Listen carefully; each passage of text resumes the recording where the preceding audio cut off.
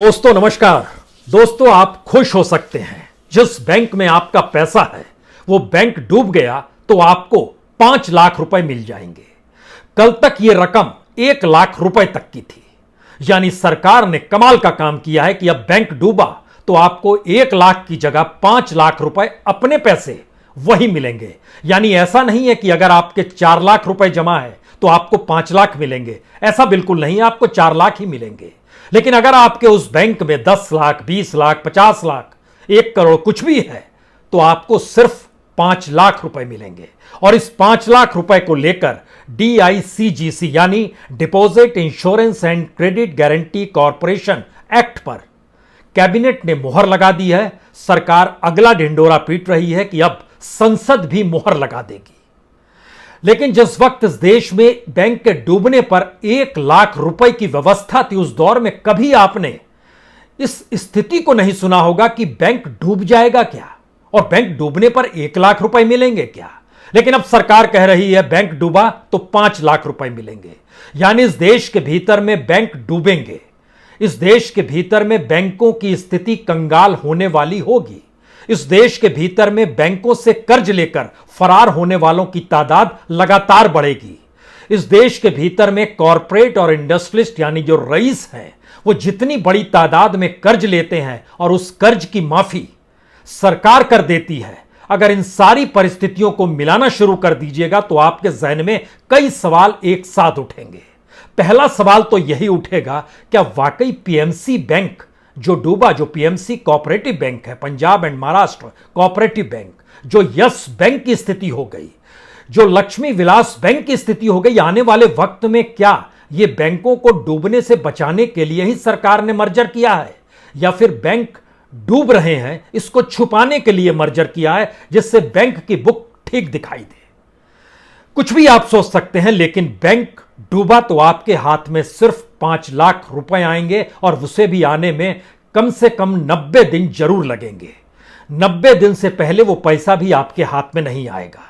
जो डूबे बैंक, जिन हालत में लेकर RBI ने जो दिशा निर्देश जारी किए डूबे हुए बैंकों के या मुश्किल परेशानी में आए बैंकों को लेकर, उसके अध्ययन से पहले एक चीज जरा जहन में रखिए। यह एक ऐसा दौर है जिस दौर में NPA लगातार बढ़ रहा है।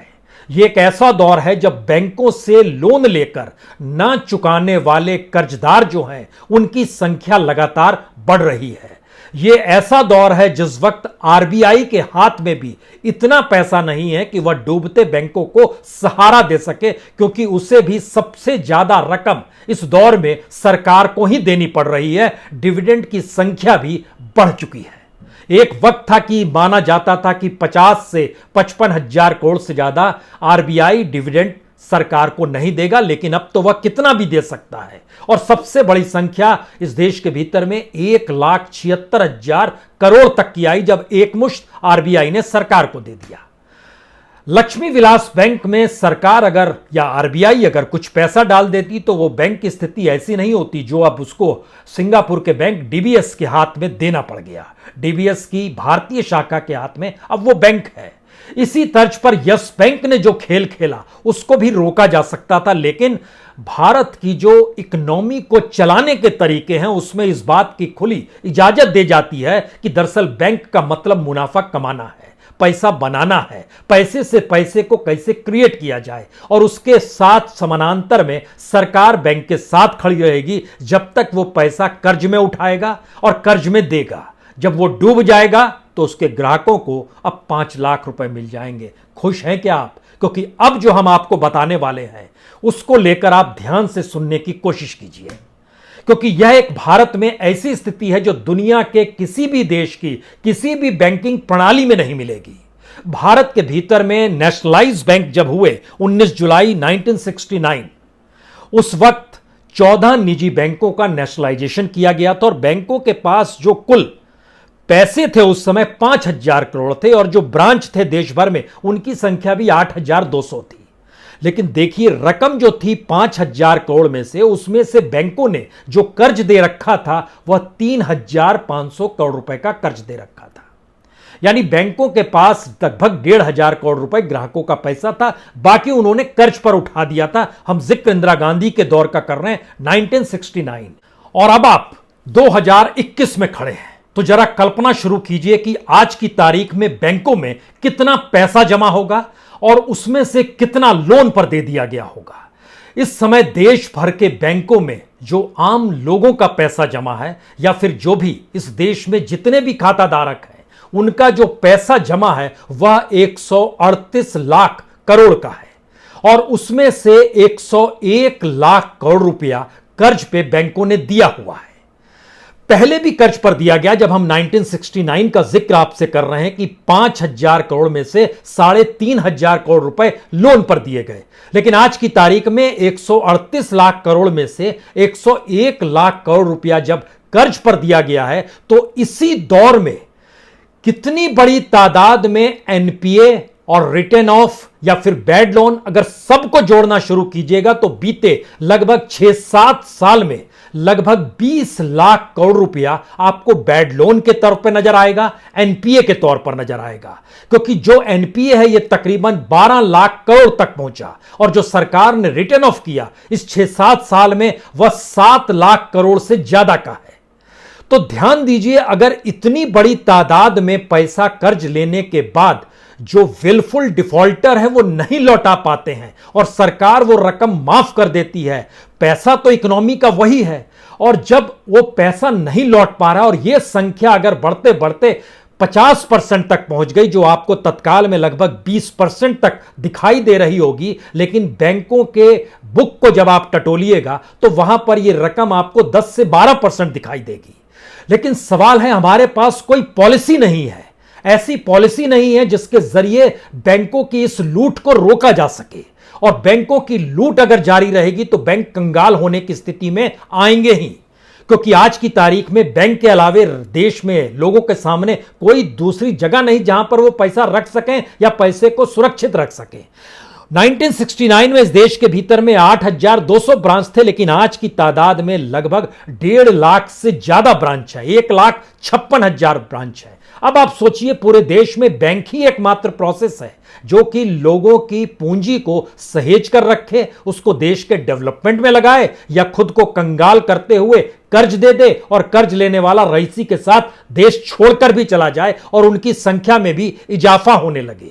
यह स्थिति शायद एक खतरे की घंटी है, क्योंकि जो रिपोर्ट निकल कर आई उस रिपोर्ट में बहुत साफ तौर पर बनाया गया। हम इस रिपोर्ट का इसलिए जिक्र कर रहे हैं क्योंकि all India bank employ association के जनरल सेक्रेटरी हैं CH वेंकटाचलम, उन्होंने जब एक रिपोर्ट बताई कि इस देश के भीतर में बैंकों के जरिए 1969 में जब इंदिरा गांधी ने नेशनलाइज किया था तो देश के डेवलपमेंट में वो पैसा जाना था, और इंदिरा गांधी के काल में जो रेशियो था इस देश के डेवलपमेंट में लगने का, उसके बाद राजीव गांधी के काल में जो रेशियो था इस देश के डेवलपमेंट में लगने का, उसके बाद PV नरसिम्हा राव आए हों या उसके बाद आप अटल बिहारी वाजपेयी को देखिए या मनमोहन सिंह को देखिए, जो रेशियो था संयोग से मौजूदा वक्त में वो रेशियो ट्रांसफर हो गया चंद हथेलियों में लोन देने का, और उस वक्त जो पैसा लौट के नहीं आता था उसकी तादाद जितनी भी उस समय की रकम थी उसको अगर आप 100 से गुना कर दीजिएगा तो आज की तारीख में उतना पैसा लौट के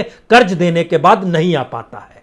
उस वक्त जो विलफुल डिफॉल्टर थे, जो जानबूझकर नहीं उठाते थे, पैसा नहीं लौटाते थे, उनकी संख्या में भी लगभग 50 गुना की वृद्धि हो गई उस दौर की तुलना करते वक्त। और इतना ही नहीं, उस और इस दौर का सबसे बड़ा अंतर यह है कि उस समय रिटर्न ऑफ नहीं किया जाता था, पैसा माफ कर दिया जाता है।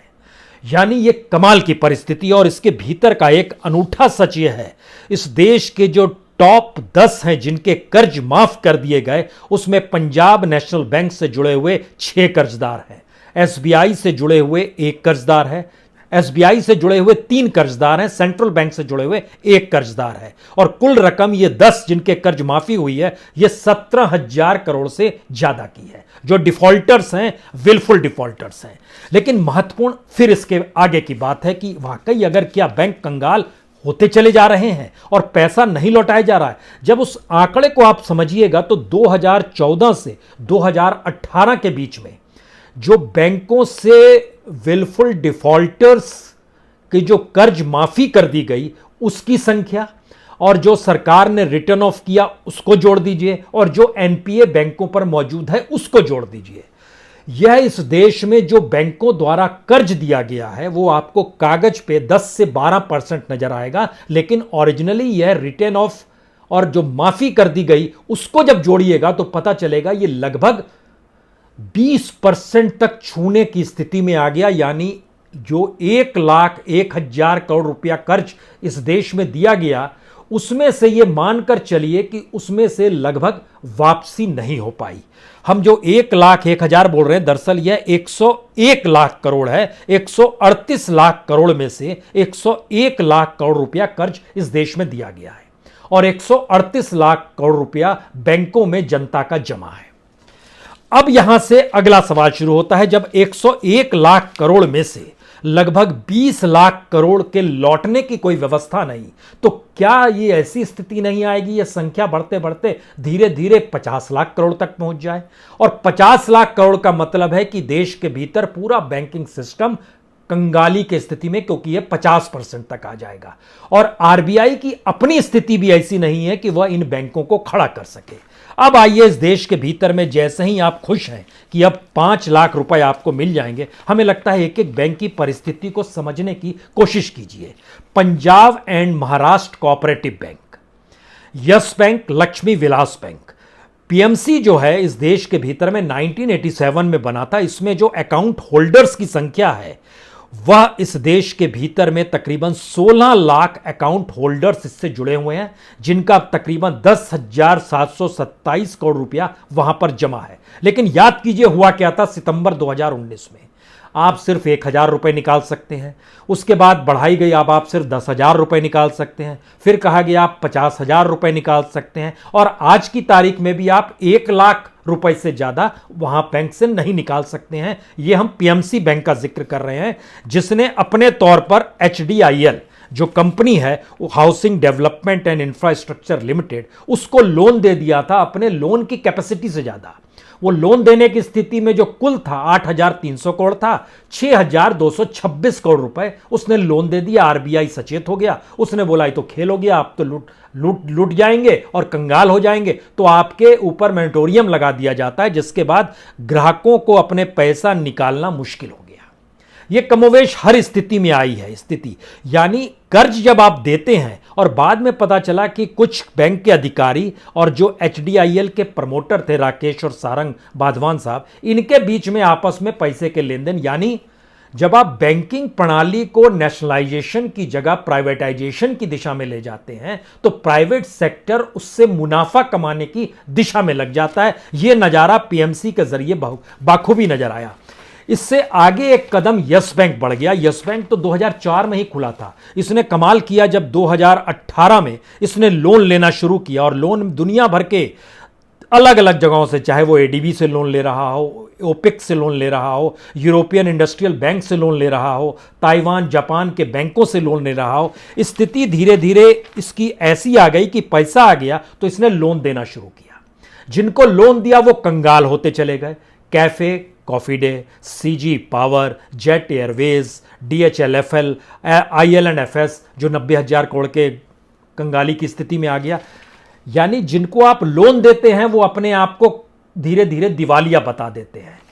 तीसरी स्थिति में जब आप लक्ष्मी विलास बैंक की स्थिति देखेंगे तो यह तो आज का बैंक नहीं, आज़ादी से पहले का वहाँ के साउथ के लगभग 10 लोग थे, इन्होंने मिलकर बैंक खोला था। और वह भी स्थिति ऐसी आ गई कि जब इसने 2019 में India bulls housing finance limited के साथ मर्जर किया, इसकी स्थिति नाजुक होने लगी।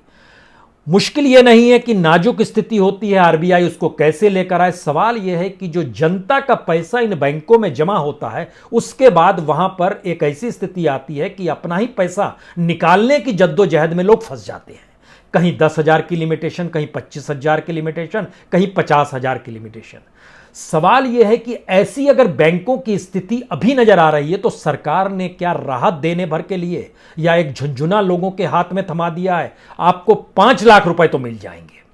यानी इस देश के भीतर में जितना पैसा 138 लाख करोड़ रुपया जमा है, 138 लाख करोड़ में से सिर्फ 101 करोड़ रुपए लोन पे चढ़ा हुआ है और इतने पैसे को लोन पे चढ़ाने के लौटाने की परिस्थिति में सरकार के पास कोई उपाय नहीं है। हम जब इस बात का जिक्र आपसे करते हैं कि सरकार के पास कोई उपाय नहीं है, तो इसकी एक सबसे बड़ी वजह यह है कि इस देश में जो लोन लेते हैं, जब नहीं लौटा आते हैं तो वो देश छोड़कर फरार हो जाते हैं। अब सवाल है कि जो फरार हो जाते हैं, सरकार उनको भी क्यों नहीं रोक पाती? उनको लाना तो दूर, उनकी संख्या इस देश में लगातार बढ़ती चली जा रही है। साल दर साल देखिए, 2016 में 12 बिजनेस पर्सन फरार थे। उसमें मेहुल चौकसी नहीं नाम था, उसमें नीरव मोदी नाम नहीं था, उसमें माल्या नाम नहीं था, 12 कोई दूसरे पर्सन थे। 2017 में ये बढ़कर 18 हो गए और 2018 में बढ़कर ये 31 हो गए। इस 31 में नाम तीनों का जरूर था, मेहुल चौकसी हो, नीरव मोदी हो या माल्या हो। लेकिन सवाल है, इसके बाद भी ये कहते रहे हम उनको ले आएंगे, संपत्ति जब्त करेंगे, बैंकों को पैसा मिल जाएगा, इस देश को जो राजस्व का घाटा हुआ है वह भी हो जाएगा, बैंक फिर से जो कर्जदार को जो पैसा दिया उसकी वसूली शुरू हो जाएगी। लेकिन 2019 में डाटा आता है 59 लोग हो गए, 31 से बढ़कर 59 लोग हो गए। 2020 में डाटा आता है कि ये 72 लोग हो गए और आज की तारीख में ये डाटा है 81 लोग हो गए। लोग बढ़ते चले जा रहे हैं, पैसा आप लौटा नहीं पा रहे हैं और इन सब परिस्थितियों के बीच में सरकार ने कमाल का काम किया। जो कर्ज लेते हैं उनसे पैसा वसूलने की जगह उनकी सुविधा के लिए नेशनल कंपनी लॉ ट्रिब्यूनल भी बना दिया और बैंकरप्सी कोड भी ले आई। यानी जो कर्जदार हैं वो अपने आप को दिवालिया घोषित करे और इनके दरवाजे पर पहुंच जाए। इसको भी सरकार ही चलाती है, चाहे यहां पर अलग अलग जजों की बैठक हो या जो उनकी जो नीतियां तो सरकार की हैं और उसके तहत वहां पर जो कंपनियां आती हैं उनका वैल्यूएशन करके किसी दूसरे को बेच दिया जाता है और उनका कर्ज एक लिहाज से माफ कर दिया जाता है। आप कहेंगे माफ कैसे कर दिया गया? हमें लगता है कुछ नाम पढ़ने की जरूरत है जिनको माफ कर दिया जाता है या जो कर्जदार हैं उनको माफी जो होती है वो बड़ी अनूठी माफी। अनूठी इसलिए क्योंकि कई कई बैंकों से ये लोन लेते हैं। हमको लगता है वो लिस्ट भी आपको आज बतानी चाहिए कि कई बैंकों से लोन लेते हैं और उन बैंकों को लोन लेने के बाद लौटा नहीं पाते हैं और लौटा नहीं पाने की स्थिति में उनको माफी दे दी जाती है कि जाइए आप अपने तरीके से अब वसूल पैसा नहीं कर सकते हैं। इसके लिए हमें लगा कि डिफॉल्टर्स की संख्या जो एसबीआई की है 685 डिफॉल्टर्स जो बड़े टॉप मोस्ट है, इन पर 43,887 करोड़। पंजाब नेशनल बैंक के 325 डिफॉल्टर, इन पर 22,370 करोड़। बैंक ऑफ बड़ौदा के 355 डिफॉल्टर, इन पे 14,661 करोड़। बैंक ऑफ इंडिया पर 184 defaulter, 11,250 crore. Central bank of India 69 defaulter, 9,663 crore रुपया। यह इन्होंने कर्ज लिया है, लौटाया नहीं है। जो सबसे स्थिति धीरे धीरे होते होते जब आप निकल कर आएंगे कि आखिर ये कितने डिफॉल्टर्स हैं जो टॉप मोस्ट की स्थिति में आते हैं, तो आपके सामने एक डाटा निकल कर आएगा 2,494, जिसका जिक्र सरकार पार्लियामेंट के भीतर करती है। लेकिन इस बात का जिक्र पार्लियामेंट में सरकार नहीं करती है कि ये कौन डिफॉल्टर्स हैं और इन डिफॉल्टर्स को लेकर सरकार ने वापसी की कौन सी व्यवस्था की है। क्योंकि सरकार खुद कह रही है अब जो बैंक्स डिफॉल्टर के पैसा स्थिति में होकर कंगाली के स्थिति में आएंगे और जो बैंक डूब जाएंगे उसमें सभी कमर्शियल बैंक हैं, उसमें सभी कोऑपरेटिव्स बैंक हैं, उसमें सभी रूरल यानी ग्रामीण बैंक हैं, उसमें विदेशी बैंक में भी जिनका बचत और चालू खाता है वह भी उसमें शामिल आएंगे। मिलेंगे सबको सिर्फ और सिर्फ 5 लाख रुपए। अब यहां से बात आती है कि सरकार के पास पॉलिसी नहीं या आरबीआई के पास पॉलिसी क्या है। हमें लगता है यह भी बड़ा महत्वपूर्ण है। अब आप देखिए आरबीआई के जरिए जो डिविडेंड केंद्र सरकार को मिलता है, अगर उसको मनमोहन सिंह के काल से हम लोग पढ़ना शुरू करें तो मनमोहन सिंह काल में 2006 से 2013 तक यानी इस 8 साल के दौर में बैंकों के जरिए जो आरबीआई के जरिए जो डिविडेंड मिलता है वो लगभग 2 लाख करोड़ के लगभग है। लेकिन इस 8 साल में 2014 से 2021 तक के बीच में जो आरबीआई डिविडेंड मोदी सरकार को देती है ये अप्रोचिंग लगभग 6 लाख करोड़ है, 5,99,411 करोड़। यानी आरबीआई के पास अपना जो बैंक का पैसा जो होता है वह भी धीरे धीरे कंगाली की स्थिति में आ गया। इसलिए वह लक्ष्मी विलास बैंक को एक विदेशी बैंक के हाथ में देने से नहीं कतराती है।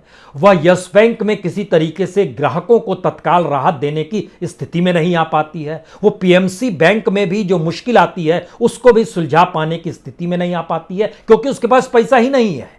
और ये जो पैसा है, जब हम जिक्र कर रहे थे 2019 में सबसे ज्यादा डिविडेंड 1,76,051 करोड़ रुपए आरबीआई ने दिया, और इस बरस 2021 के फाइनेंशियल ईयर में 99,122 करोड़ रुपए।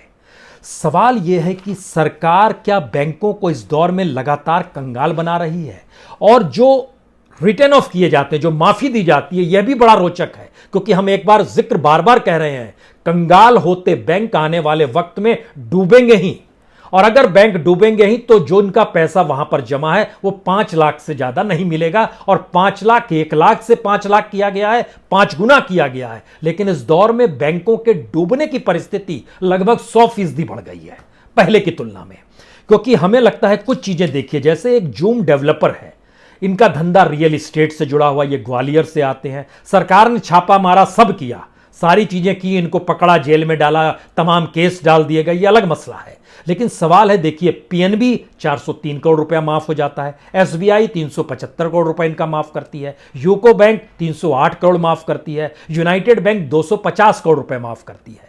ठीक इसी तरीके से ध्यान दीजिए, रोटोमैक, ये कानपुर की company, bank of India 240 crore रुपए माफ करता है, इंडियन ओवरसीज बैंक 751 करोड़ रुपए माफ करता है, बैंक ऑफ बड़ौदा 457 करोड़ रुपए माफ करता है। इसी तरीके से एक है Winsome diamond, central bank 695 crore माफ करती है, कैनरा बैंक 620 करोड़ माफ करती है, बैंक ऑफ महाराष्ट्र 275 करोड़ माफ करती है, पीएनबी 892 करोड़ रुपए माफ करती है। यानी कोई भी कंपनी एक बैंक से लोन नहीं लेती है, वो कई बैंकों से लोन लेती है, और माफी कई बैंकों के जरिए हो जाती है। उनको आप जेल में डालिए, केसेस कीजिए, ये सही है, इस दौर में सारी चीजें ठीक है, लेकिन उनमें से जो फरार की स्थिति है इस देश को छोड़कर भागने वाले की, उनको रोकने के लिए सरकार तैयार नहीं है। वापस ऐसे लोग कर्ज ना लें, ऐसी भी स्थिति नहीं है। ऐसा नहीं है कि 2016 में जितने कर्ज दिया गया 2019 में उससे कम कर्ज दिया गया, या 2021 में उससे कम कर्ज दिया गया। कर्ज भी दिया जा रहा है, एनपीए भी बढ़ रहा है, डिफॉल्टर्स भी बढ़ रहे हैं, बैड लोन के आंकड़े भी लगातार बढ़ते चले जा रहे हैं। तो यह देश कब तक चीजों को संभालेगा?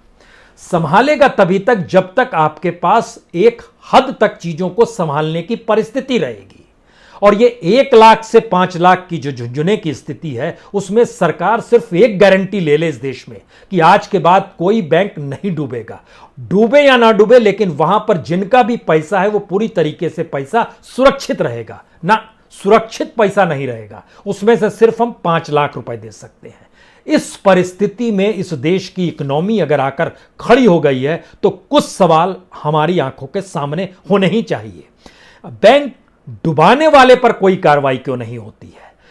बैंक जब डूबता है तो जिनके जो लोन लिए होते हैं उनसे पाई पाई की वसूली क्यों नहीं होती है, और वो सारे तिहाड़ जेल में बंद क्यों नहीं नजर आते हैं? अगर उनको बैंकों का लोन अगर पॉलिटिकल तौर पे प्रभावित होकर लिया जाता है तो वो पॉलिटिशियन जेल में क्यों नहीं नजर आते हैं? जो ब्लैक मेलर हैं या फिर जो देश छोड़कर भाग जाते हैं, जो फरार हो जाते हैं, उनको लाने की स्थिति में जितना पैसा खर्च होता है वो ला पाना तो मुश्किल हो जाता है, लेकिन उनको भागने देने की परिस्थितियों में आप कैसे उनको भगा सकते हैं? इस देश के हवाई अड्डे आपके पास है, आपके पास वो जेट लेकर तो भाग नहीं जाएंगे, और सारी इजाजत आपको कुल मिला के सरकार की ही एजेंसियों से लेनी पड़ेगी। तो सवाल सिर्फ मेहुल चौकसी का नहीं है, सवाल विजय माल्या का नहीं है, सवाल नीरव मोदी का नहीं है।